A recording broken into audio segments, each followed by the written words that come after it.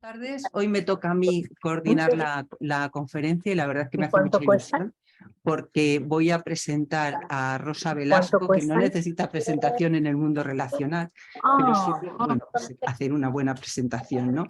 Yo te agradezco mucho que estés aquí porque yo la conocí a ella hace, muchísimos años, ¿no? Que somos jóvenes. Pero me acuerdo de una conferencia que estaba dando sobre la vergüenza y yo decía, uy, esto qué interesante es, no se ha oído. Por Almagro o algo así. Y hemos continuado viéndonos y la verdad es que ella hoy presenta un tema que yo creo que nos interesa a todos muchísimo y que con la pandemia cada vez es más habitual. Antes que nada quería comentaros que ella es médica, es psicoanalista, es miembro de la Sociedad Española de Psicoanálisis, de la SEP y de la Asociación Psicoanalítica Internacional, de la IPA. Es cofundadora de IARP España, ha sido presidenta de IARP España durante bastantes años, ¿verdad? Que es la sección española de la Asociación Internacional y la verdad es que es una asociación que nos transmite mucho todo lo que de habla hispana, todos los problemas que tenemos a nivel internacional. De hecho, hoy se habrán conectado muchos colegas y muchas colegas de México, Argentina. También tenemos Brasil, Portugal, hay de todas partes. Y es una asociación que tiene mucha actividad. Hace una actividad, yo también soy miembro de la asociación, una actividad al mes prácticamente, sí, más o menos. Es miembro titular del Instituto de Psicoterapia Relacional, supervisora y docente en el ámbito estatal e internacional, en la sanidad pública y en diversas instituciones. Y ahora, a partir de nada, es profesora en la institución universitaria Vidal y Barraquer de Barcelona, que depende de la universidad. Y yo te doy la enhorabuena, porque siempre... Es cierto que yo creo que la docencia nos enseña muchísimo, nos ayuda, aprendemos mucho los que estamos en una parte de la mesa, igual que, y esperemos que los que estáis detrás también, ¿no? Rosa, yo te dejo, tenemos tiempo, yo creo que como son yo creo que hora y media, lo que tú veas y luego abrimos un debate y cuando tú quieras empezamos. Muy bien, ¿de acuerdo? De acuerdo. Muchas gracias, Charo, por tu presentación. Agradecer al Instituto de Psicoterapia Relacional, que el director es Carlos Rodríguez Sutil, que me invita a participar en esta conferencia de hoy. Vengo muy contenta, con mucho gusto, de exponer este trabajo. Este trabajo es una ponencia que yo impartí hace muy poquito en Barcelona, en las jornadas de la Revista Catalana de Psicoanálisis, que es la parte más visible de la Sociedad Española de Psicoanálisis de la que yo soy miembro.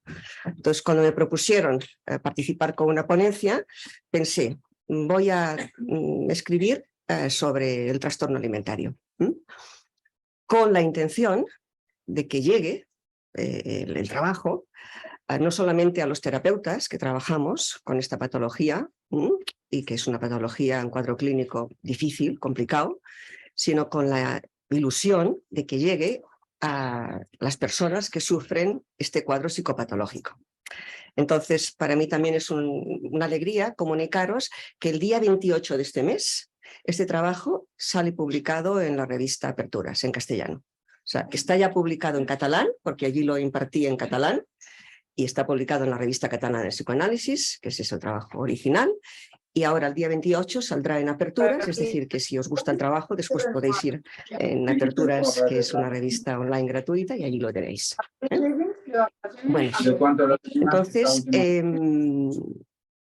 lo primero es agradecer pues, a mis maestros, a mis pacientes y a mis alumnos por todo lo que me han enseñado. Y especialmente esta conferencia pues la voy a dedicar a mi exanalista. Yo me analicé con un analista de la Sociedad Española de Psicoanálisis y el 15 de diciembre de este año, a la edad de 89 años, falleció. Justamente la asignatura que yo voy a hacer en este máster es la plaza que deja vacante él. O sea que es doblemente emocionante, ¿no? Entonces no puedo más que dedicarle esta conferencia y el debate que salga a Víctor Hernández, un psicoanalista muy querido por todos los que lo hemos conocido y que ha dejado una huella en mí. Bien, entonces vamos a empezar. Este trabajo yo lo titulo Anorexia bulimia, una lucha visible, que es lo que se ve, ante el dolor invisible, que es lo que vamos a tratar como terapeutas de acoger para ir transformando las dinámicas que tienen estas personas que sufren este cuadro psicopatológico tan grave de interrelacionarse, de relacionarse consigo mismas y con los demás. El trabajo consta de 6 apartados. El primero lo titulo Debajo estaba la tristeza. En la última sesión de tratamiento, una paciente me regaló un cuadro que había pintado. Los personajes del cuadro, si nos fijamos, llevan una máscara. Desde la subjetividad de esta joven con anorexia, las interacciones no fluían abiertamente. El intercambio relacional en la familia resultaba tenso. Todos se esforzaban. Las máscaras tienen una función protectora. Debajo estaba la tristeza, invisible tras la máscara. El día que me entregó el cuadro, ella me expresó con emoción: me has ayudado a quitarme la máscara. Habíamos acordado con antelación la última sesión. Fue un momento muy emotivo. Todavía me emociono ahora cuando lo recuerdo. Fue un día importante para ambas. Ella se despedía de mí así, atreviéndose a ser ella misma. Atrás quedaban muchos momentos de preocupación vividos por las dos. En el proceso analítico pudimos visibilizar la tristeza, legitimando la vulnerabilidad que tanto la había incomodado, validando sus reacciones emocionales, una escucha atenta, acogiendo sus estados de ánimo. Permitió que esta paciente se atreviera a ser ella misma y pudo dejar de lado el tener que esforzarse para ser perfecta, para no fallar. Quitarse la máscara fue un logro terapéutico. Una de las experiencias que más me impactaron, la siguiente fotografía, en este tratamiento fue la siguiente. En esa época, el invierno del año 2003, os estoy hablando de un tratamiento que yo seguí hace 20 años, se organizó en Barcelona una gran manifestación con el lema "No a la guerra". Podemos pensar que este lema está vigente en todos nuestros corazones ante el desastre de la guerra de Ucrania. Mi paciente había decidido asistir a la manifestación. Aquí la tenemos en la imagen, era multitudinaria. Era la primera vez que ella asistía a un acto público con tanta gente. Iría con sus amigas. Era su primera manifestación. Una vez allí, se esforzó para decirles que era mejor caminar por los laterales de la mani que no en el medio. Y lo expresó con tanta contundencia y con tanta vehemencia que las amigas pues, sintieron que ahí estaba ella siendo manipuladora y dominante. Esto, que os cuento, le pasaba a menudo. Ella se sentía frágil, buscaba poder respirar un poco mejor, encontró la manera de decirles a las amigas que quería ir por el lateral, pero la manera que ella encontró de decirles a las amigas que quería ir por el lateral fue contundente, enérgico. Por lo tanto, la forma que ella tenía de relacionarse con los demás aparentemente era de una potencia que resultaba incómoda. No se estaba relacionando bien. Lo que había debajo era un sentimiento de asfixia. Tenía una sensación de claustrofobia. Cuando ella comparte conmigo esto en la sesión, estamos avanzando, porque es ella la que se da cuenta en la interacción conmigo de que esto le pasa. En esta ocasión, ella consiguió contarme que debajo de esta parte visible, ¿no? Potente, que es como ella aparentemente se relacionaba con la gente, estaba esta sensación claustrofóbica de que le faltaba el aire. Pero ella no podía compartirle a sus amigas que ella se sentía frágil, vulnerable, porque lo vivía con una vergüenza horrorosa. No podía comunicarse desde su lado frágil. En esta ocasión consiguió explicarlo en la sesión. En otras ocasiones en las que ella vivía una situación parecida, luego llegaba a su casa y se cortaba los antebrazos. Como nos dice Shelley Doctors, los pequeños autolesiones en antebrazos son formas de autorregular un dolor mental. Ella se está esforzando para comunicarse conectada, porque estamos trabajando con las emociones, con esta parte frágil que es que se está asfixiando, pero no le sale bien. Sus formas son todavía disreguladas. En el trabajo terapéutico estamos ayudando a la paciente o a otros pacientes como ella a poder desarrollar formas más maduras de autoprotección.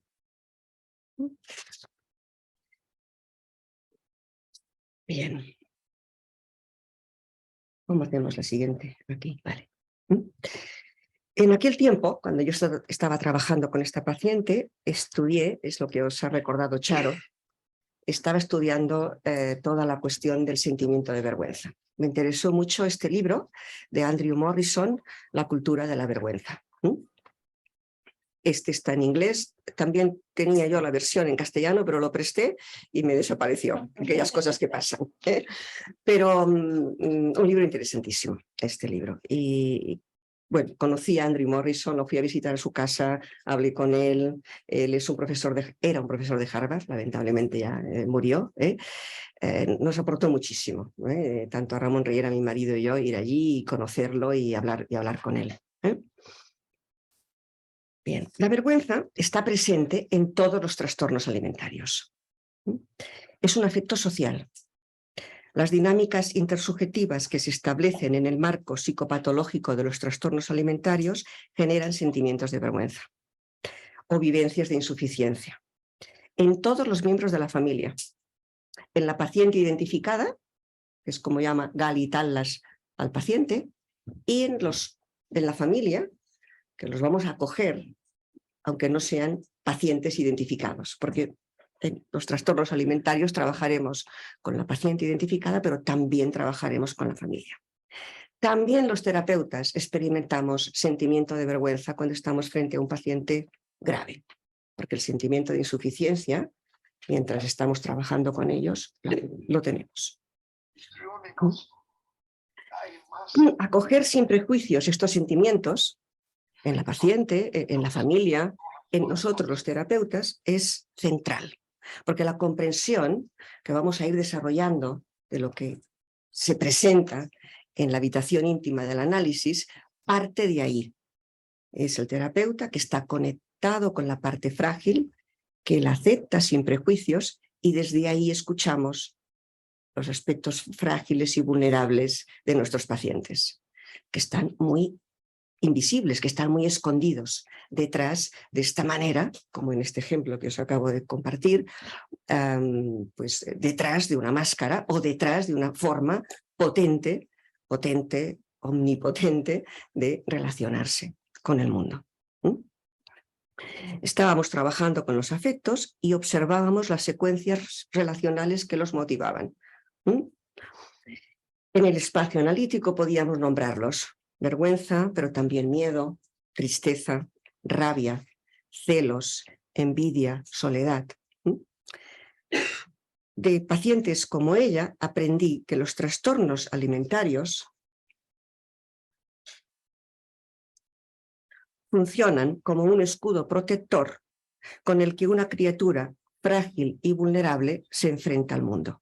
Estas imágenes que os voy a mostrar, muchas de ellas son de un fotógrafo amigo mío que se llama Lau Peray, que es médico radiólogo, pero que es un artista de vocación y que sale a la calle y hace unas fotografías increíbles. Y me interesan mucho porque esta invisibilidad, ¿no?, de la joven frágil y vulnerable, que tiene taponada, vamos a decirlo así, el desarrollo de su subjetividad y que busca, ¿no?, llenarse, ¿no?, de lo que hay alrededor.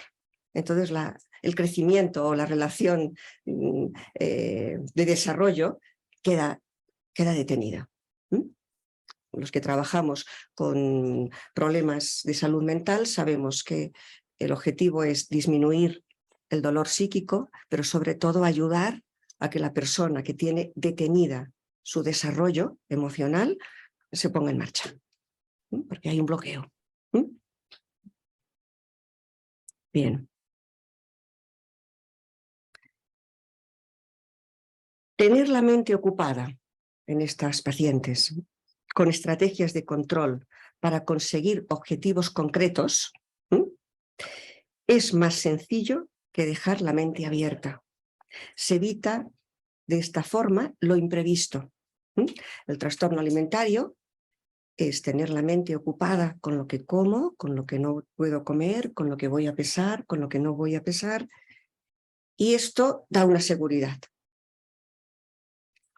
Es muy importante ver que la paciente llega, la mayoría son mujeres, con estas protecciones juveniles, vamos a decir juveniles porque son inexpertas, y nuestro objetivo es tolerar sin prejuicios lo que nos llega para ir desarrollando poco a poco protectores más maduros.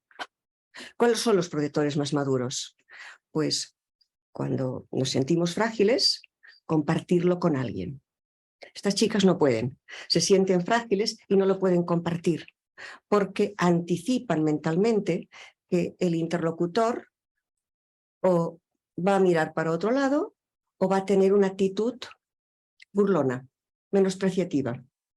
Esto que anticipan estas pacientes tiene que ver con experiencias de su historia infantil.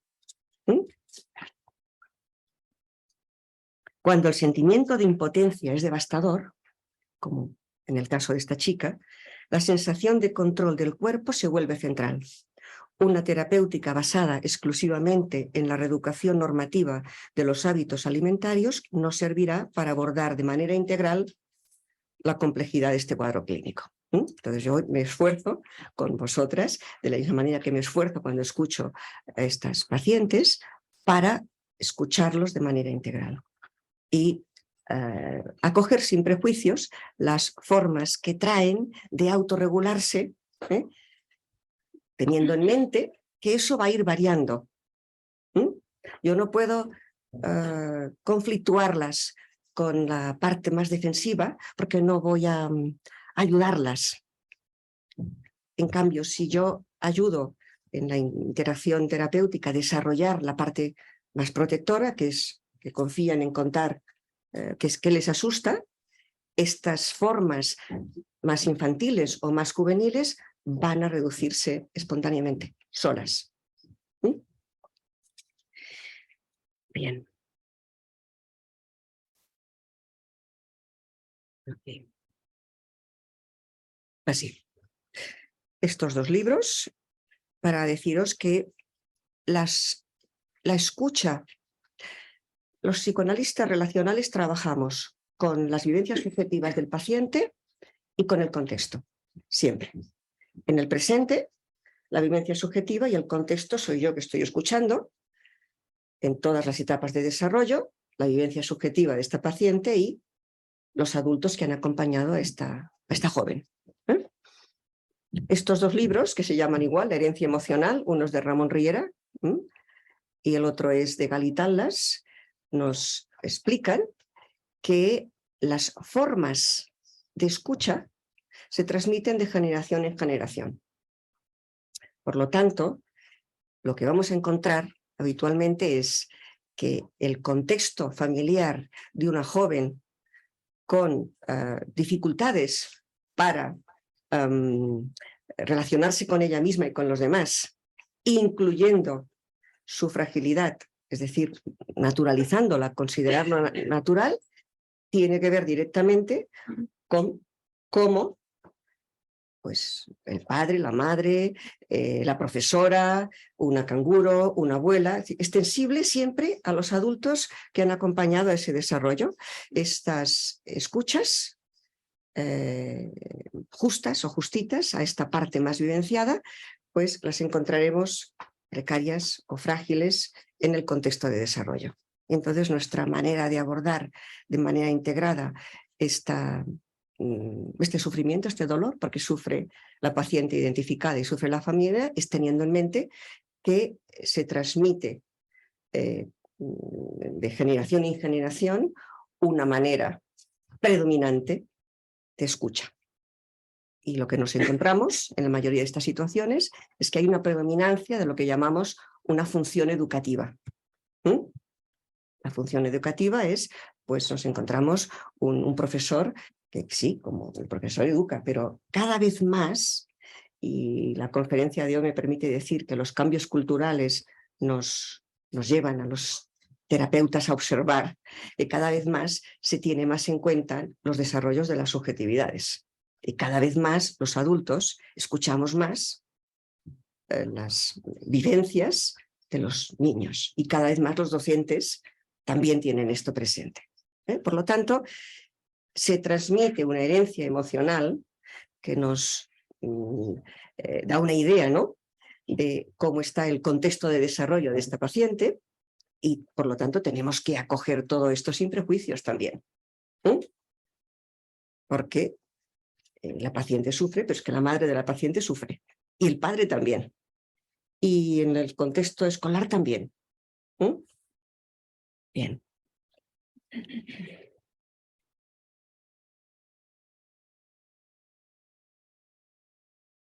Hablaré a continuación de la comprensión psicoanalítica del patrón relacional de los trastornos alimentarios. Me interesa también transmitir que hay algunas predominancias que a lo largo del tiempo, ¿no?, trabajando con este tipo de pacientes o supervisando con equipos que trabajan de manera integral estos cuadros clínicos, pues nos encontramos lo que llamamos en psicoanálisis una predominancia de un patrón relacional, que sería una manera pues más predominante que otras de estar en el mundo.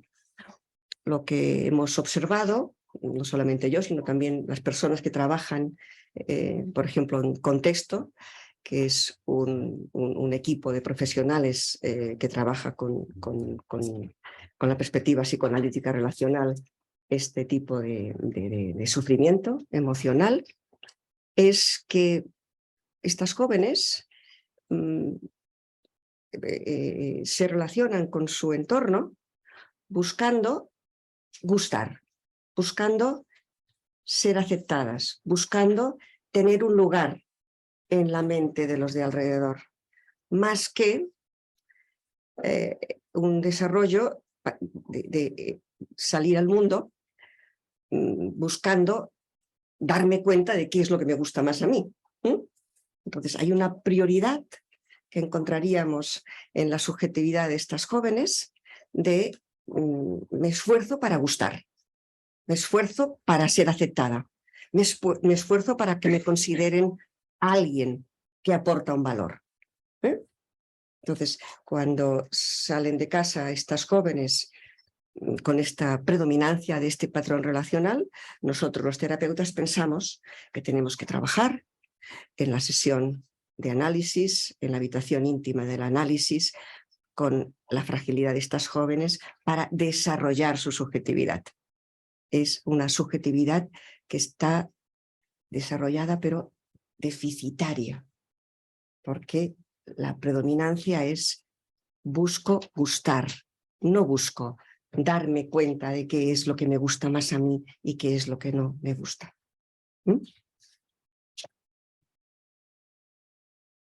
Bien.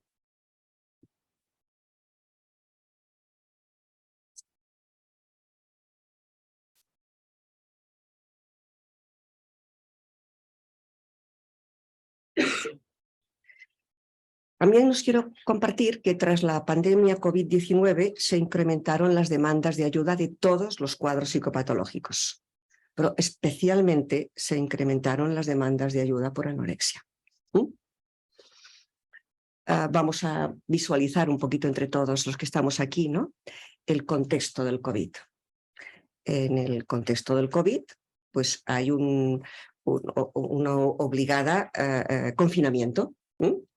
Entonces, las relaciones de estas jóvenes se ven reducidas a la familia nuclear. Cobran mucha importancia las redes sociales. En esas interacciones que forman parte de cómo se relacionan hoy en día nuestros jóvenes son complicadas y difíciles para personas que han llegado a esta adolescencia con fragilidades. ¿Y qué es lo que tenemos en ese momento? Pues la cita social, que os estoy contando de que esta cita social se vive con mucha vergüenza, y ese sentimiento de miedo y vergüenza es normal, pero estas jóvenes no lo consideran natural, lo consideran un defecto, como si el defecto estuviera en ellas. Pues entonces la cita social y moverse en esas dinámicas para estas jóvenes es más un temor enorme, un pánico, que no la ilusión. La ilusión de estar saliendo de mi contexto casa para ver, ¿no? Y captar el mundo que me rodea. Hay más miedo que ilusión. Hay más vergüenza que pasión a la hora de descubrir con mis ojos, con mis oídos, con mi singularidad, lo que hay fuera de mi casa. Ahora, también me apetece mucho compartir con vosotras que no es que ahora, porque consultan más que hace unos años estas personas, estemos peor. No, rotundamente no. Consultan más porque llega a todas las casas, a todas, que los problemas de salud emocional tienen una solución y que hay unos profesionales, como los que estamos aquí, que atendemos estas situaciones. Entonces, el cambio cultural, el mayor de todos, que a mí me gusta siempre subrayar, es que toda la sociedad en este momento sabe que cuando hay un dolor emocional, puede llamar a un psicólogo clínico, puede llamar a un psicoanalista, puede llamar a un médico, puede llamar a un psiquiatra. Y esto está más naturalizado. Es muy común, me ha pasado muchas veces, tú vas a una exposición de arte, ¿no? Y hablas con gente, y en las reuniones estas espontáneas siempre hay alguien que te dice: yo estoy haciendo un análisis, yo estoy haciendo un trabajo personal, como lo llaman, las terapias, ¿no? Esto es muy contemporáneo. Esto es lo que tenemos hoy. Esto es interesantísimo, porque los valores de la sociedad van cambiando. Pues os propongo que hagáis una cosa, ¿no? Cuando lleguéis a casa, poner la televisión y mirar los anuncios. La publicidad. En la publicidad hay palabras que dan cuenta de vivencias, de emoción, de sensaciones. Yo cuando voy de viaje al extranjero pongo la televisión para ver cómo tenemos los valores en ese lugar donde yo estoy visitando. Porque los publicistas captan el sentir de la sociedad. Entonces, con alegría ves que el diálogo, las palabras que se usan, son palabras que tienen una conexión con lo emocional. Y ahí estamos todos nosotros. Entonces, quiero decir que el aumento de consultas tiene mucho que ver con la buena prensa que tenemos, los terapeutas que trabajamos en salud emocional. Es decir, la gente piensa que vale la pena consultar porque hay buenos resultados. Y la verdad es que piensa muy bien, porque antiguamente esto no se hacía. Bien. Quiero decir que la restricción alimentaria y el ejercicio físico en exceso tienen una función autocalmante. Por lo tanto, nosotros vamos a acoger sin prejuicios, con mente abierta, estas formas que tiene esta persona de relacionarse, pensando que esta parte que podemos decir más rígida de estas pacientes, hablo en femenino porque la mayoría son mujeres, tiene una función autocalmante. Entonces, yo no puedo trabajar interactuando para que se reduzca esta función autocalmante, porque esta función autocalmante, esta persona la necesita. Cuando esta persona desarrolle otras formas de autorregularse, esa función autocalmante va a reducirse. A continuación relataré un ejemplo clínico de experiencia de aniquilación del self. ¿Qué quiere decir esto? Quiere decir que la vivencia subjetiva la persona siente que no se tiene en cuenta o que hay una mirada menospreciativa. O sea, no se tiene en cuenta, no se valida lo que uno siente, que es lo que hay debajo de los comportamientos. Nosotros estamos trabajando con lo que hay debajo de las conductas. De hecho, trastornos de la conducta alimentaria. La palabra conducta en este cuadro clínico está como muy en primera fila. Yo la palabra conducta en la conferencia le he quitado. He puesto trastornos alimentarios y vamos a ver lo que hay debajo entre todos. Y eso que hay debajo lo vamos a acoger con una escucha atenta. Luisa seguía tratamiento integral por una anorexia restrictiva. La madre seguía las recomendaciones de la nutricionista, consistentes en supervisar una ingesta de una cantidad determinada y en asegurar el reposo después de cada comida, evitando el salir deprisa ni para ir al baño ni para realizar ejercicio físico. Con frecuencia el entorno imagina que en el baño ella podría provocarse el vómito.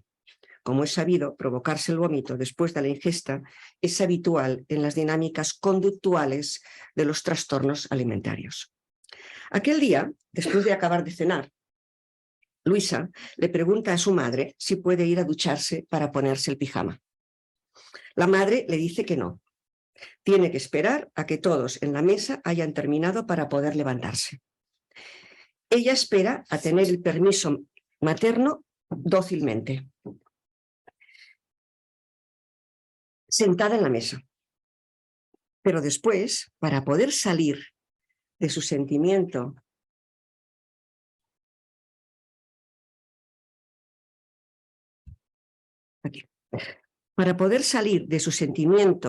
de aniquilación, se pasará toda la noche de pie en su habitación sin dormir. Esta fue la forma en que ella encontró, esta joven, para sostener su sentimiento de sí, que había sido anulado de forma inconsciente, por supuesto, en un vínculo predominantemente normativo. Y aquí podemos pensar, pues la madre estaba, de buena fe, recogiendo lo que la nutricionista recomienda. Pero en un momento donde ella pregunta, ella es una joven y hay una familia numerosa, son muchos hermanos, ella pregunta esto a la madre probablemente por su manera, por su propia fragilidad, le traslada a ella lo que le ha contado ella la nutricionista. Y no preguntó, ¿y cómo es que quieres? ¿Qué quieres duchar ahora? Aquello típico de esas etapas adolescentes, ¿no? Que todos hemos pasado por ahí. Pues pienso, mañana tengo que quedar tal, pues hoy me lavaré el pelo, porque mañana me quedará más bonito y tal. Pues estas cosas, que son tan típicas de ese momento, y aquí os estoy hablando de la reverie del psicoanalista, que la reverie del psicoanalista es esto. Imaginamos que la paciente que quiere ir a la ducha por la noche para tener mañana su pelo bonito, pues mañana tiene una cita social, porque es una adolescente, es una jovencita. Esta reverie, que es como imaginamos a la paciente, esta reverie a veces las mamás, por muchas cosas que les han pasado, pues no está tan disponible. Vamos a tener que trabajar con la mamá también para que se le abra la reverie. Pero el analista es importante que la tenga, que nos imaginemos todo esto. Fue muy importante en este tratamiento que este comportamiento de esta joven no fuese entendido por la terapeuta como un oposicionismo narcisista. Hubiera ido fatal si la terapeuta hubiera tratado de reflexionar con su analizada qué hacía ahí con su rabia, de pie, luchando contra todo el mundo, como un Quijote allí, ¿no? Contra los molinos de viento. Viene un psiquiatra que escuchan de otra manera, ¿no? Pues, y le cuentan este comportamiento y entonces piensa, esta chica está gravísima, está haciendo una cosa totalmente al revés. Nosotros, evidentemente que escuchamos este comportamiento y captamos el sufrimiento de la chica y el sufrimiento de la madre. Pero tenemos que escuchar esto sin prejuicios. Tenemos que poder pensar que esta chica, de manera inconsciente, sintió que su sentimiento de sí, su subjetividad, quedaba aniquilada, anulada. No hay reverie, no hay ensoñación en los de alrededor. En la terapeuta sí, porque ella pudo explicarle esto a la terapeuta, menos mal. Y la terapeuta, que está muy bien formada, pudo acoger esta escena clínica trabajando lo que hay debajo del comportamiento, lo que hay debajo de la conducta.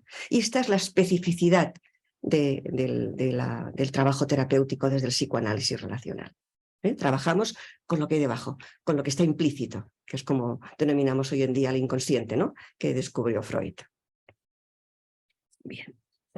Afortunadamente, nuestra pequeña Luisa comparte esta vivencia en su sesión analítica. Ahora ya no vive en soledad. Esto, como le solía ocurrir antes de la terapia. La terapia es para ella un hogar relacional, en el que se pueden compartir sus estados de ánimo sin prejuicios. Antes, las experiencias emocionales de rabia intensa no se identificaban, no se podían legitimar, no se acogían y por lo tanto no podían ser transformadas. En situaciones como estas, la imagen interiorizada de sí misma se devaluaba. Ella se acababa viendo monstruosa. Se aumentaba de esta forma la necesidad imperiosa de protegerse con la máscara anorexia, para poder sentirse un poco mejor con su efecto calmante. Ante la impotencia de sentir que los demás la ven monstruosa, sentir que controla su cuerpo es de gran alivio. Pero de esta forma se reproduce el círculo cerrado de la repetición. La soledad emocional en la infancia es siempre traumática. Esta experiencia traumática está en todos y en cada uno de los trastornos de alimentación que he tratado, o que me han compartido en la supervisión. Ahora veamos una proyección de una instalación. Esta sí. Esto es una instalación de arte de la artista contemporánea Goska Makuga. En el año 22, en Milán, estuve en la Fundación Prada y me impresionó la artista. La instalación consistía en figuras humanas de tamaño real, que todas inspiraban un sentimiento de solitud.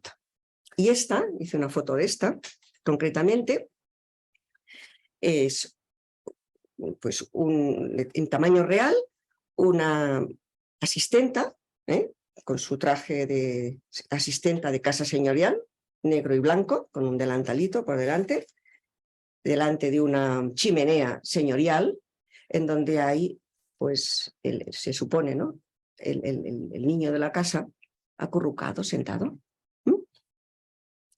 Esta imagen, tamaño real, imaginaros en la exposición, a mí me sobrecogió profundamente. Porque la asistenta está haciendo su trabajo. Es como que si el señor de la casa o el señorito no me pide agua, pues estoy aquí mirando.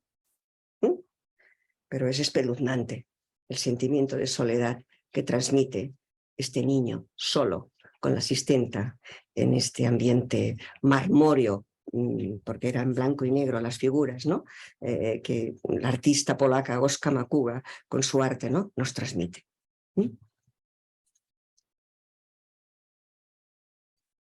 La teoría del apego de Bowlby es un marco teórico clínico desde el que podemos pensar los mundos de experiencia, como diría Robert Stolorow, el padre de los autores intersubjetivistas, de nuestros analizados, y desde donde podemos comprender el desarrollo emocional de cada persona.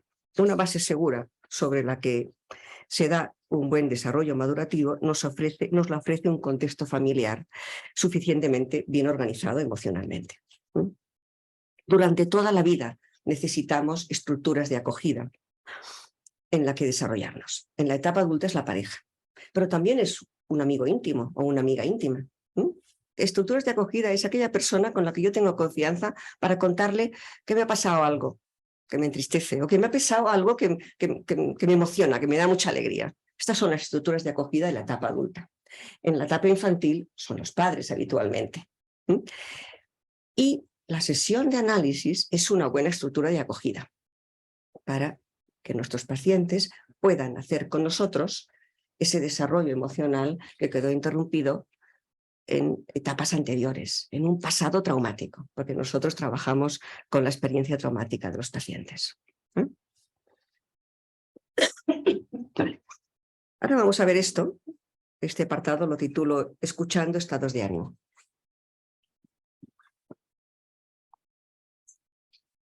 Las historias populares, conocidas universalmente, permiten visualizar mejor las dinámicas intersubjetivas que tratamos de identificar para su comprensión en el trabajo con pacientes. Vamos a ver ahora lo que yo llamo la metáfora del cuento de Blancanieves. Blancanieves, una joven adolescente, como nuestros jóvenes con trastorno alimentario, se va de casa porque no se siente segura en su hogar, después de que su padre viudo se volviera a casar. Ella se siente sola, sin la madre y con un padre ausente. La soledad en la infancia es siempre traumática, como ya hemos dicho. Blancanieves encuentra un hogar en mitad del bosque, conviviendo con los enanitos. Los 7 enanitos se dedican a trabajar duro. Son leñadores del bosque. En la versión, esto es muy interesante, porque aquí veremos también el cambio cultural. En la versión original de los hermanos Grimm, del siglo XIX, cada uno de ellos, los enanitos, no tiene nombre. He oído a los hermanos Grimm y son los 7 enanitos. En la versión cinematográfica de Disney, que es la que yo recuerdo, y supongo todos los que estáis aquí, porque esta película la hemos visto, del siglo XX, los enanitos tienen nombre. Pero fijaros los nombres. Son nombres subjetivos. Son estados de ánimo. Dormilón, feliz, mudito, tímido, gruñón, mocoso, sabio. ¿Cómo trabajo yo esta metáfora? Pues la Blancanieves pasa por este hogar, que es el bosque, y escucha atentamente a cada uno de sus estados de ánimo de la infancia. Importantísimo. Y nosotros, como terapeutas, ayudamos a que nuestras Blancanieves, nuestras pacientes con trastorno alimentario, escuchen a un estado de ánimo tímido, a un estado de ánimo gruñón, a un estado de ánimo mocoso, y ella los escucha con atención. Y justamente porque los escucha con atención, y nosotros facilitamos esta escucha atenta, llega un momento en donde Blancanieves está preparada para el deseo erótico, que es el encuentro con un igual. Porque nosotros lo que buscamos es que nuestros pacientes puedan estar en el mundo estableciendo relaciones en simetría, no esforzándome para que me acepten, esforzándome para gustar, sino tengo ganas de besar al príncipe. Y el príncipe parece ser que también tiene ganas de besarme a mí. Es decir, que llegar al despertar del deseo erótico es pasar por esta etapa del cuento de la Blancanieves, que a lo mejor, en otras culturas o hace unos años, esta parte del cuento quedaba más desapercibida. Fijaros, porque quedaba más en un primer plano que si la madrastra, que si el objeto malo, el objeto bueno, todas esas cosas que de las fases primitivas, que bueno, que tendrán su sentir, pero os aseguro que en el trabajo terapéutico con estas jóvenes, el ayudarlas a que acojan, como hace la Blancanieves, sus lados, sus partes infantiles, tiene un resultado terapéutico espectacular. Y os presto la metáfora para que os las llevéis todos vosotros a vuestras consultas. Necesitamos dar acogida a cada uno de los estados mentales de la infancia. Pero no es que el terapeuta los acoge, no. Es que ayudamos a que el paciente acoja sus estados mentales de la infancia, porque nosotros cuando nos llega un paciente tenemos que imaginar cuándo llegará el alta y cómo será el alta terapéutica. Pues el alta terapéutica es pues, que este diálogo con los estados de ánimo de los aspectos frágiles y vulnerables, la persona que está trabajando con nosotros, que somos los analistas, los terapeutas, lo pueda desarrollar, lo pueda establecer, porque esta es la mejor de todas las protecciones que existen, estar conectada con la parte sensible. Y esta información que a mí me llega de mi parte sensible me sirve para darle voz y para comunicarme con mis semejantes, conmigo mismo y con mis semejantes. Y esto yo lo llamo desarrollo de una mente protectora. Desarrollo de una mente protectora es aquella mente capaz de acoger estados de ánimo. Y si esto se hace en primera persona, esta persona está habilitada para acoger estados de ánimo de sus semejantes. Pero empezando por aquí, porque si no empezamos por aquí, por la propia subjetividad, entonces tendríamos lo que llamaríamos un exceso de adaptación.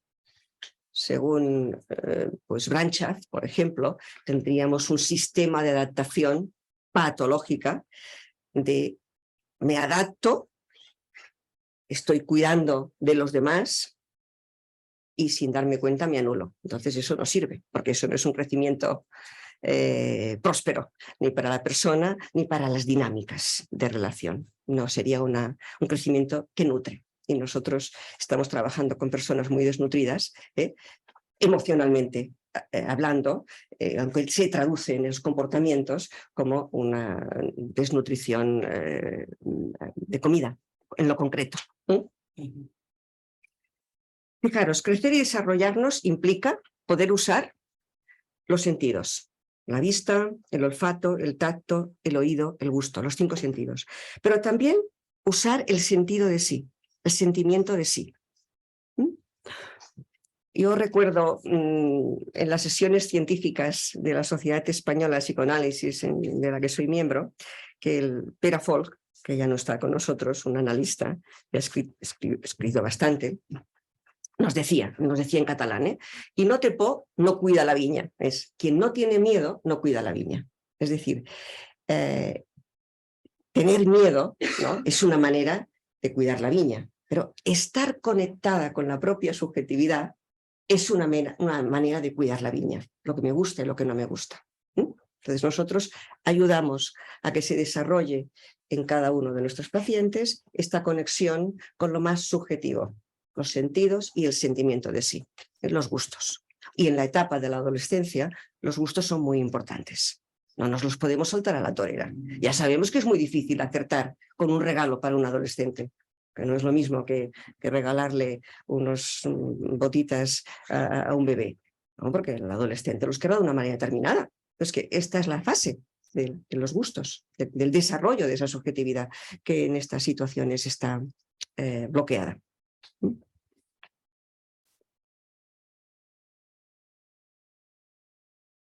Bueno, es habitual que la ayuda terapéutica llega a las consultas pues a través de la familia, a través de un centro esportivo, a través de un colegio.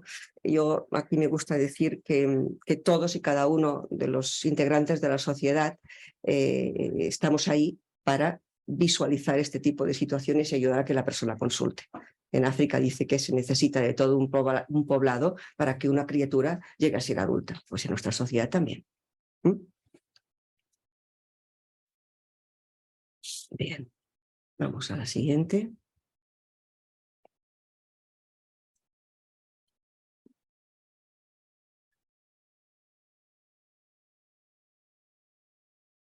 Esta foto de la ópera ahí me gusta porque la simetría es importantísima, ¿eh? Cuando escuchamos a alguien, ¿no? Estos son dos edificios, ¿no? Simétricos, es como que uno dialoga delante del otro, ¿no? Evoca, ¿no? Este tipo de fotografía que es muy conceptual, ¿no? Como buscamos que el paciente tenga este tipo de sufrimiento emocional o cualquier otro tipo de sufrimiento emocional, desarrolle estilo propio, desarrolle singularidad para entrar en dinámicas intersubjetivas con otros más simétricas. El poema es La morada del dolor. Esta es la poeta Louise Gluck con la que inició esta conferencia de hoy, con uno de los versos de ella. Louise Gluck, premio Nobel de literatura del año 19, escribe ya en su madurez, a los 80 años prácticamente. Recuerdo mi infancia como un largo deseo de estar en otra parte. Esta es una narrativa de la poeta que sirve para expresar su experiencia, su vivencia, su subjetividad, pero también nos la brinda para que otros que leemos esta narrativa podamos evocar nuestras propias subjetividades. Cuando me adentré en la biografía de Louise Gluck, Louise Gluck explica que ella en su adolescencia sufrió un trastorno alimentario y se trató. Y ella se siente muy agradecida del trabajo terapéutico que hizo con su psicoterapeuta. ¿Sí? Es más, ella comparte que su obra, que es una obra interesantísima, que yo os la recomiendo, porque es una poesía muy de lo cotidiano, la de Louise Gluck, muy de casa, de la familia, de las dinámicas de relación. Entonces ella explica en su etapa adulta vivencias subjetivas de su época de niña y adolescente. Y ella explica que la ayuda terapéutica que recibió en su tratamiento pues fue crucial, y lo agradece. Esto también es una cosa que quiero resaltar porque esto es muy moderno. Esta artista habla de que se trató por un trastorno alimentario. Y esto nos pasa ahora. Es decir, los cambios culturales nos permiten llegar a acoger a nuestros pacientes porque nuestros pacientes están muy familiarizados a que este tipo de situaciones de dolor emocional pues no son ni tan raras ni tan negativas como se vivían en el siglo pasado, por ejemplo. Bien.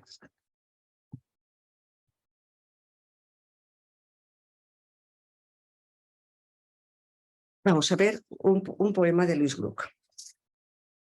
Este poema se llama Niños volviendo de la escuela. Louise Gluck escribe: el año en que empecé a ir a la escuela, 5 años. Es decir, está hablando la poeta de sus 5 años. Mi hermana no podía caminar largas distancias. Diariamente mi madre la ataba al cochecito y después iban hasta la esquina. Así, cuando la clase acababa, podía verlas. Veía a mi madre, imprecisa primero. Poco después, una figura con brazos, que era la hermana en el cochecito, así a lo lejos. Yo, 5 años, caminaba muy lenta, haciéndome la independiente. Por eso mi hermana me envidiaba. Ella no sabía que uno puede mentir con el rostro, con el cuerpo.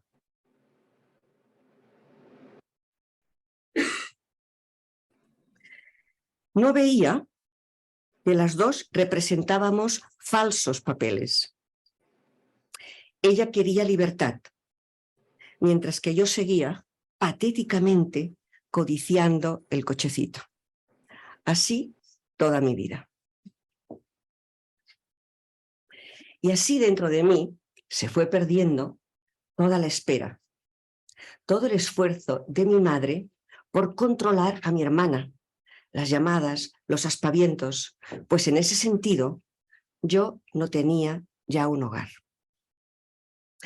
Me interesa mucho este poema porque esto es la vida misma. ¿Qué preguntas como terapeutas nos podemos hacer delante de este poema, trasladados al contexto actual de las familias a las que atendemos? Pues una niña de 5 años que tiene una hermana que está en el cochecito, una mamá desbordada que tiene que atender a la del cochecito y tiene que atender a la niña que está saliendo del colegio. Y entonces unas dinámicas de relación fraternas que son naturales, pero que existe el riesgo de que no se consideren naturales, porque para considerarlas naturales tenemos que poder acoger estos celos, estas rivalidades. Entonces ahí tenemos un panorama con el poema de Louis Gluck, que nos permite adentrarnos en las subjetividades de las pacientes que han tenido estas experiencias de infancia, en las subjetividades de nosotras mismas, nosotros que hemos tenido nuestras experiencias de infancia, y claro, nos ayudamos de las artistas, ¿no? Para ver de una manera tan magistral, ¿no? Tan condensada, ¿no? Con palabras tan sabias que nos ayudan a estar escuchando estas cosas, ¿eh? Y nos ayudan a poder desarrollar después nuestra reverie con cada uno de nuestros pacientes y con las familias de estas chicas. Bien. Cuando esta última poema que yo subrayo, yo no tenía ya un hogar, esta negrita la he puesto yo. Porque, ¿qué pasa? Que cuando vemos en la adolescencia estos cuadros psicopatológicos, hace tiempo que estas jovencitas ya no tenían un hogar. Han estado en modo supervivencia emocional, con relaciones tensas. Y nosotros tenemos que poder llegar aquí. Y con cada uno de nuestros pacientes nos hacemos de nuevo psicoanalistas. Porque aunque esto lo sepamos, necesitamos saberlo en lo concreto. Louis Gluck nos habla de esta imagen, su madre desbordada y del cochecito que se quería salir con los brazos así, y ella que se cansaba pero iba parsimoniosa como diciendo, pues ahora me esperáis a mí. Todo esto, ella nos lo muestra, Louis Gluck, de manera concreta. Pues todo esto, en cada una de las sesiones de análisis con nuestros pacientes, tenemos que verlo de manera concreta, porque si no, no lo vamos a poder transformar. Tenemos que acogerlo. Y vienen memorias y el paciente sueña y se acuerda de una anécdota de hace un tiempo, y entonces tenemos la posibilidad en vivo y en directo de ir acogiendo estados de ánimo que no tuvieron la suerte de ser acogidos antes. ¿Sí?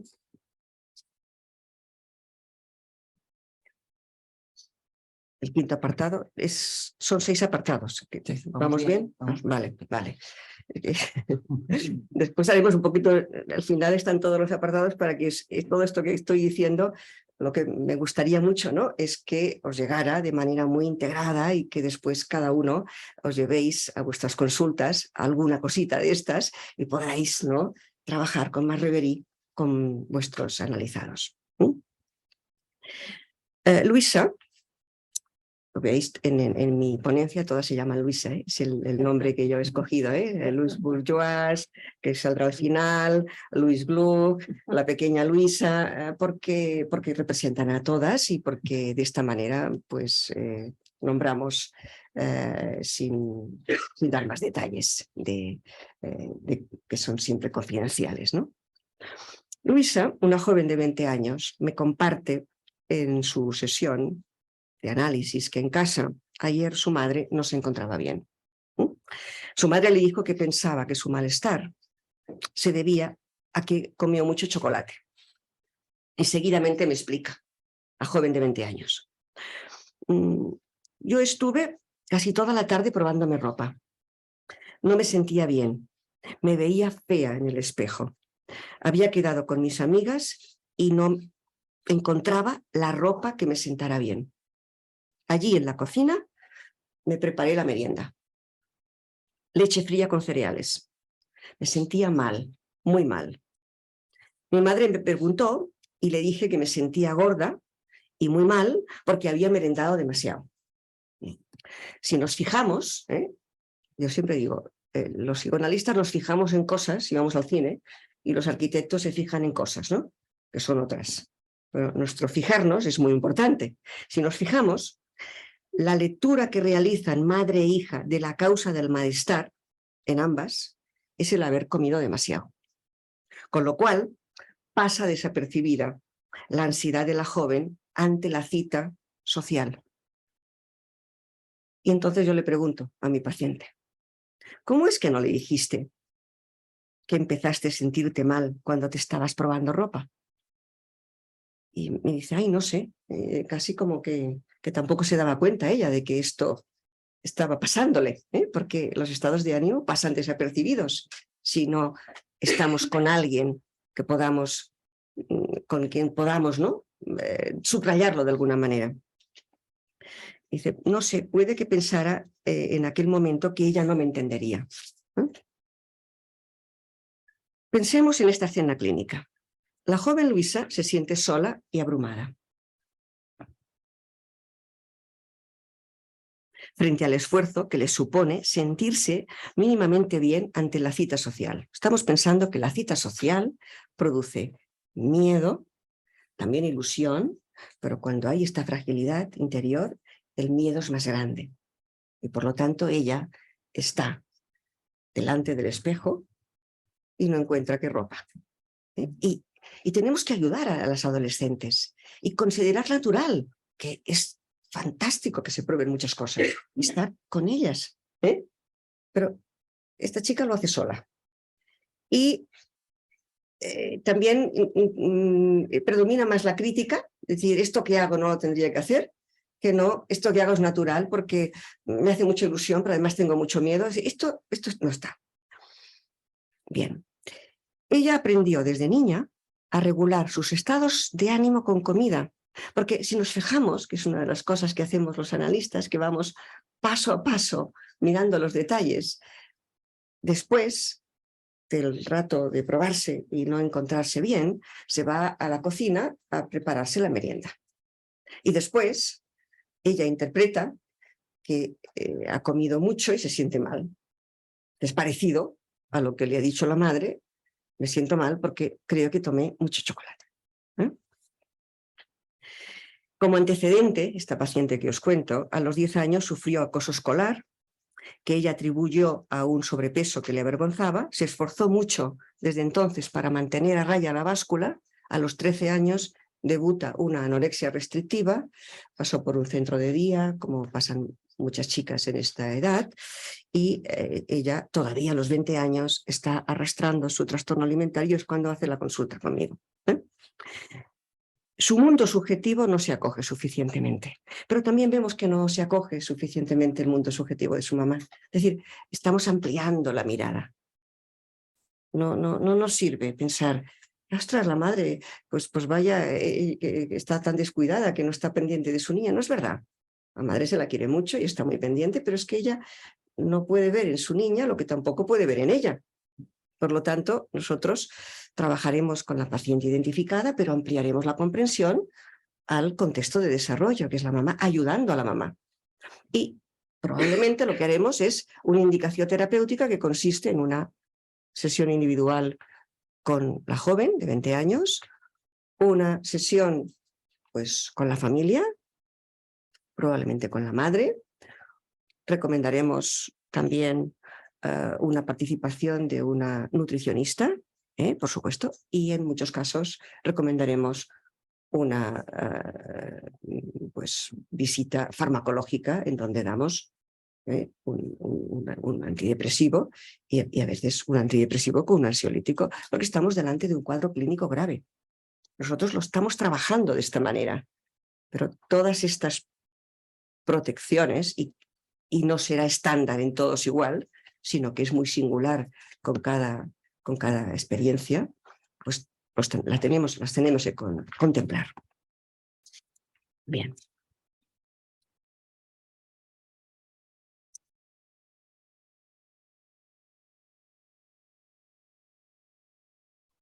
En una de las sesiones, esta joven llora, llega a la sesión, llora desconsoladamente y después de unos minutos consigue explicar con muchas dificultades que se ha peleado con su madre.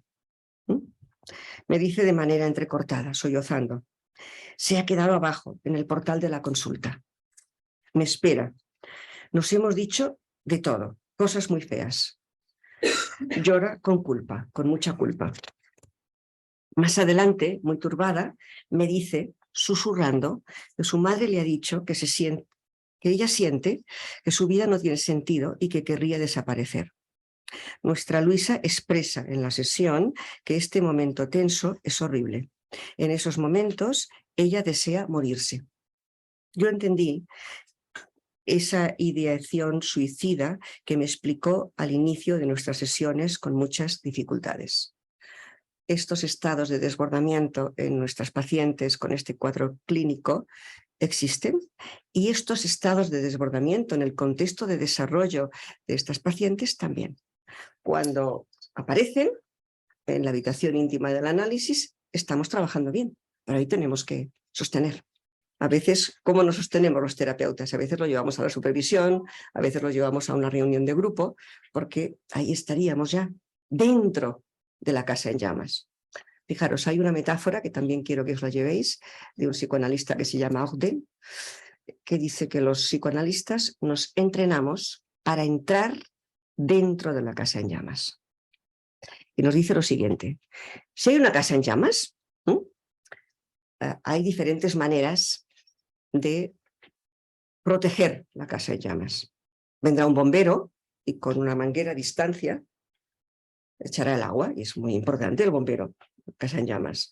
Vendrá un juez y levantará como un acta de lo que ha pasado ahí, y es protector el juez. Vendrá un policía y preguntará qué ha pasado, y es protector el policía. Pero nosotros no hacemos nada de esto, porque sería quedarnos en la superficie. Nosotros estamos entrenados por nuestros tratamientos personales, pues nuestras supervisiones, pues nuestras formaciones continuadas, a entrar dentro de la casa en llamas. Y lo que hacemos cuando entramos dentro del conflicto, dentro de la casa en llamas, es buscar por todos los rincones dentro de la casa en llamas. Y miramos debajo de la cama, y miramos detrás de una puerta, y encontraremos una criatura asustada, acurrucada, que no sabe cómo salir de la casa en llamas. Y nosotros le ofreceremos la mano para que esta criatura que está asustada salga de la casa en llamas. ¿Qué quiero decir con esto? Que si no conseguimos conectar con la parte más criatura, más frágil de cada persona que está trabajando con nosotros, no vamos a conseguir las transformaciones o las digestiones o las metabolizaciones de las cosas que pasan. Entonces, esta metáfora os la presto, viene del Ogden, psicoanalista, pero ahora os presto otra metáfora, Rosa Velasco, continuando esto, que es el paciente conduce, el coche conduce.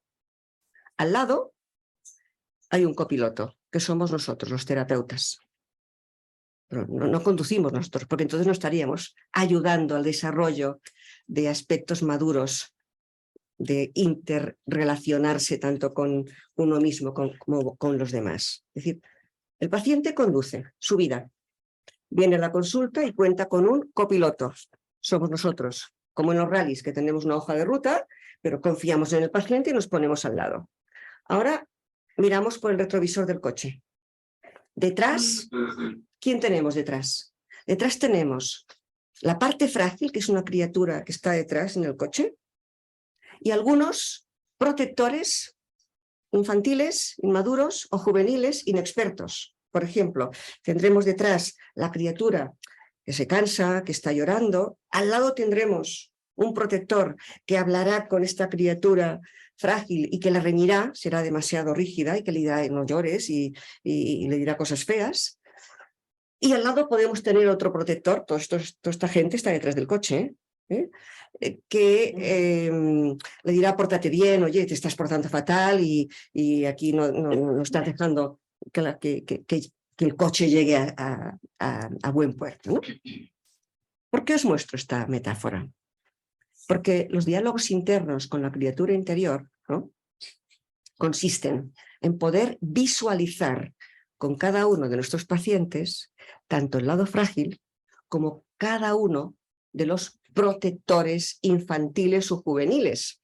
En el caso del trastorno alimentario nos encontraremos un protector rígido, del tipo obsesivo, con una conducta rígida, que está detrás, que es calmante, que es protector, pero no protege tan bien como la parte más adulta de esta joven de 20 que está conduciendo y que comparte con el copiloto, ¿no?, las situaciones de su trayecto, porque el trayecto de vida está lleno de altos y bajos.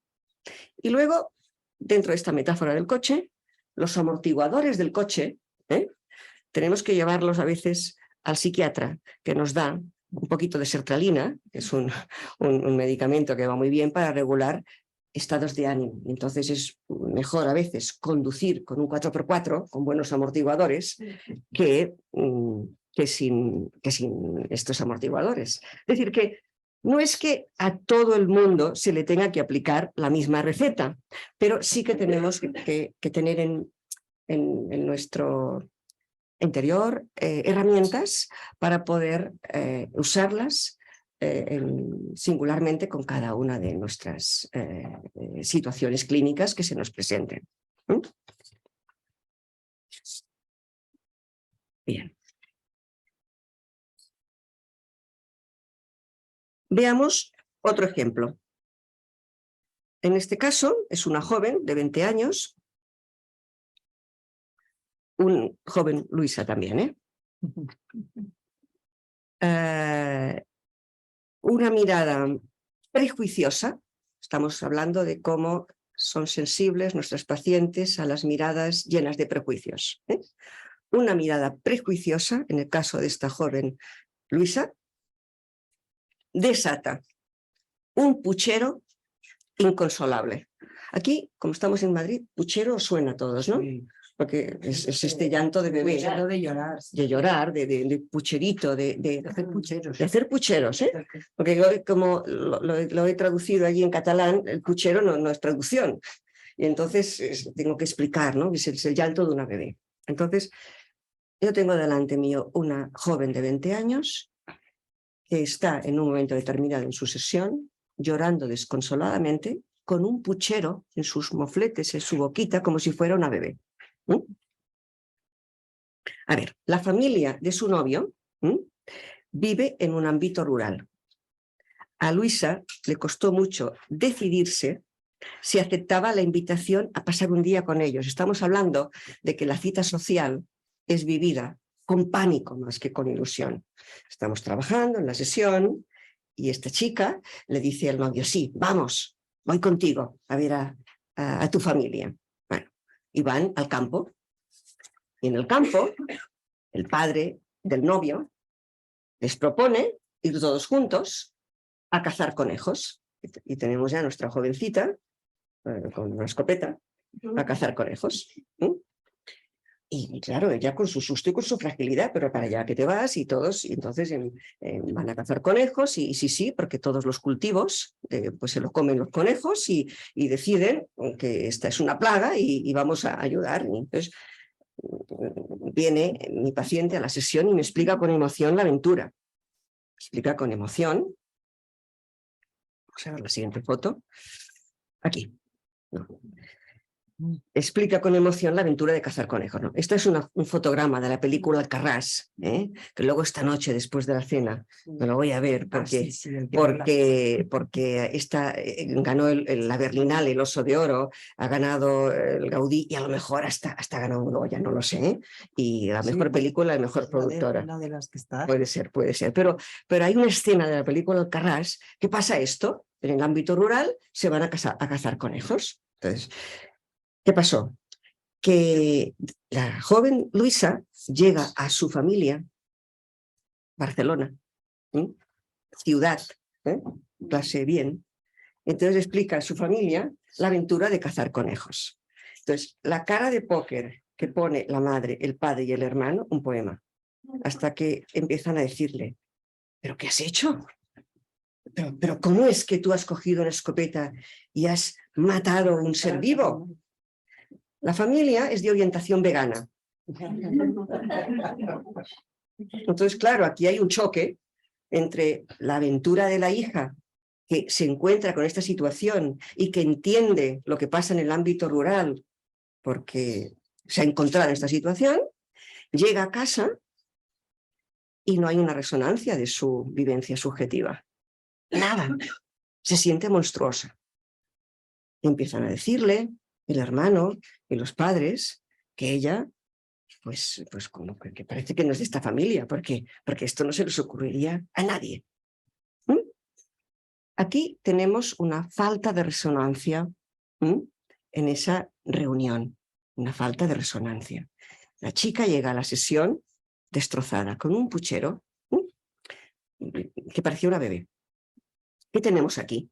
La experiencia del presente, la situación del presente, conecta de manera inconsciente con el implícito de lo que le ha venido pasando a esta chica durante todo su trayecto vital. Este tipo de escenas, esta joven las ha vivido. Y los padres la quieren mucho y tratan de educarla y de transmitirle los valores. Es decir, son buena gente de verdad, pero hay un desacompasamiento relacional que da una penita cuando lo vemos, que nos dan ganas de ayudarlos en todas las direcciones. Entonces, ¿qué pasó aquí? Pues una mirada prejuiciosa desata el puchero que lo abre a la sesión. En la sesión tenemos la posibilidad, ella conduciendo y el copiloto, de acoger su lado bebé que está detrás en el coche, que lo miramos por el retrovisor, y como estamos haciendo esta protección que es madura, los otros protectores infantiles o juveniles no tienen que estar quitándole el volante de conducción a la parte más madura de la personalidad. Y estamos consiguiendo el objetivo que queremos, que es que esta personalidad se expanda, porque está añudrida, replegada, que pueda expandirse, pero acompañada, porque esto no lo podemos hacer solos, necesitamos estructuras de acogida, como os he dicho antes.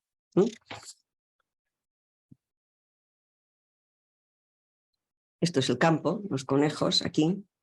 Cuando vi la película Alcarràs pensé, mira, aquí se trata esto que puede ser para algunas personas como muy chocante, pero claro, si se le comen todos los frutales, los conejos, pues la gente ha encontrado un sistema. Y bueno, pues se entiende, ¿no? O sea que estos son flexibilidades, tolerancias, salimos de las rigideces, salimos de las teorías y cada situación singular es diferente para entender, pues bueno, la complejidad humana. Bueno, vamos al último apartado. Otra Luis Bourgeois. Hacer visible lo invisible. Que es la tesis de mi trabajo, hacer visible lo invisible. Con la intención de poder ilustrar el concepto central de mi exposición, que es hacer visible lo invisible, nos vamos aquí, a ver la escultura, la principal obra de Louis Bourgeois. Esta escultura la encontraremos en las principales ciudades del mundo. Y una de ellas la tenemos aquí cerquita, en Bilbao. Y a mí me gusta pensar que está aquí, delante del Guggenheim, dialogando en simetría con el edificio. Una escultura preciosa que dialoga en simetría con el edificio. Frank Gehry, el arquitecto. Esta escultura está hecha en bronce y tiene 10 metros de alto por 11 de ancho. Yo cada vez que voy a Bilbao me encanta ponerme debajo de la escultura. La sensación que yo experimento cuando me pongo debajo de la escultura es de protección. Una sensación de protección. Y me he puesto debajo de la escultura, os voy a decir, muchos más días, con lluvias que sin lluvia. Porque en Bilbao llueve mucho. Pero la sensación es de protección, curiosamente. Louis Bourgeois titula a esta obra, que es su obra más emblemática, Mamá. Y este sentimiento de protección yo lo tengo. Y si viajáis a Bilbao y os ponéis, ya veréis la sensación como corporal de protección. Pero al mismo tiempo, esta escultura produce una sensación como de extrañamiento, como de preocupación, porque es como... Bueno, entonces vamos a la biografía de Louis Bourgeois, porque los psicoanalistas son muy curiosos y nos metemos en la biografía de Louis Bourgeois. En la adolescencia de Louis Bourgeois, sus padres vivían en París, Louis Bourgeois. Sus padres, Louis Bourgeois vivía al lado de la empresa de tapices familiar. Se dedicaban a tejer tapices. De ahí la araña tejedora. La araña tejedora, Louis Bourgeois lo explica, protege. Las arañas con su tela de araña nos protegen de los insectos. Y ella veía a su madre como una araña protectora.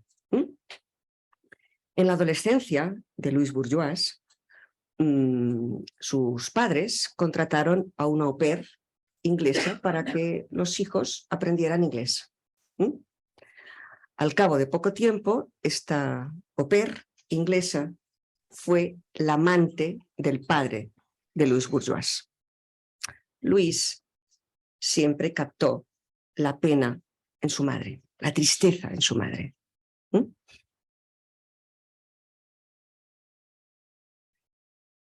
Cuando muere la madre de Louis Bourgeois, Louis decide dedicarse plenamente al arte. A mí personalmente Louis Bourgeois me ha interesado mucho porque es un artista que consigue transmitir mucho con su arte, y además de ser esta artista, que fue la primera que les pusieron en el MoMA, pues su vida personal es una vida personal con una pareja, con unos hijos. Es decir, que hay muchas cosas, ¿no?, de la proyección personal de Louis Bourgeois, y se murió de muy viejita. Es decir, que el arte de esta escultora, esta artista, consigue concretizar vivencias, sensaciones, como la poeta igual, que luego nos transmiten, ¿no?, a nivel sensorial, sensaciones que a cada uno de nosotros, que nos ayudan tanto a experimentar vivencias propias como a poder tener esta reverie que necesitamos para acoger pacientes en donde lo invisible, necesitaríamos tener mucha perseverancia, mucha tolerancia, mucha paciencia para llegar a lo invisible. Entonces, poder ver en el arte, ¿no?, de artistas como ella, como la poeta, nos ayudan a poder estar con los pacientes también. Entonces, Louis Bourgeois concretiza con su obra esta vivencia de protección que ella experimenta con su madre, pero también esta vivencia terrorífica cada vez que la pequeña Louis, capta la depresión en su madre. Y esto es así de real en todas las experiencias terapéuticas que acompañamos, es así de triste y es así de emocionante también. El poderlo visibilizar ayuda, porque estamos desarrollando con nuestros pacientes narrativas, palabras que sirven para sostener el dolor.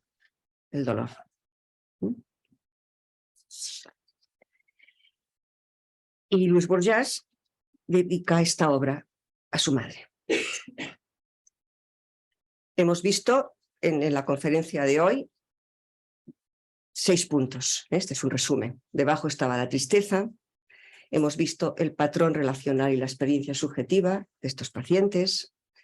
Hemos visto cómo escuchar estados de ánimo, y os he brindado una metáfora para que se la ofrezcáis también a vuestros pacientes. Hemos visto que el poema es la morada del dolor, que son palabras que sostienen y que nos ayudan y que nos revitalizan. Hemos visto algunas viñetas de lo que sería el trabajando intersubjetivamente con pacientes, el punto 5. Y por último hemos visto con la obra de Louis Bourgeois hacer visible lo invisible. Y también quería decir que Louis Bourgeois, que es anterior porque el artista no es contemporánea como las otras dos que yo os he hablado, la Bosca Macuga y la poeta. Louise Bourgeois estuvo muchos años en tratamiento, en psicoanálisis. Y sus escritos se ve porque lo escribe, que el psicoanálisis le ayudó mucho. Pero como es de otro contexto, no habló en vida, como sí habla la poeta, de lo bien que le fue su tratamiento psicoterapéutico. Entonces, como estamos hablando de cómo nos influye la cultura en el trabajo cotidiano con nuestros pacientes, yo quería mostrar también la artista contemporánea que habla de me traté, tuve un trastorno alimentario y me fue muy bien, y Louise Bourgeois, que se trató, lo sabemos todos, pero que ella públicamente no lo compartía porque es un poco más anterior, es anterior que la poeta. Entonces, así cambian los valores, continuamente. Es decir, que estamos en un momento actual en donde lo subjetivo es muy importante y nosotros ayudamos a desarrollar esa subjetividad que estaba en déficit en nuestros pacientes. Y a medida que trabajamos con pacientes, también desarrollamos nuestro estilo como terapeutas. Pues hasta aquí.